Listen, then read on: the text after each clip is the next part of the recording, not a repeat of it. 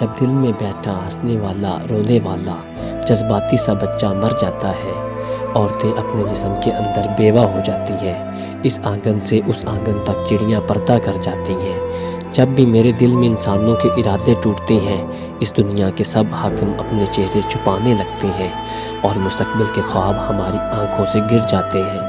जब मेरी दोनों पलकें लोहे के रस्सों से खींच के बांधी जाती हैं, तो जामद वक़्त का वहशी गीत मुंडलाता है और मेरे दिल का बचपन मेरी उंगली थामने लगता है। जब मेरी जाना मेरी आहट के बदले में बूढ़ी आया के हाथों से गिरने वाले बर्तन की आवाज़ सुनेगी, उसकी उंगलियां मेरा स्वेटर बुनते बुनते रुक जाएंगी, उसकी श्रृंगार के मेज़ पे गर्द की मोटी चादर बिछ जाएगी, मेरी नज़में उसकी गोद में फूट फूट कर रोएंगी। जब मेरी जाना अपना लिबास न बदलेगी, तो कैसे शहर की शाम पे रौनक आएगी। जब दिल में बैठा हंसने वाला रोने वाला जज्बाती सा बच्चा दूध न पाएगा, तो कैसे औरतें अपना सुहाग मनाएंगी।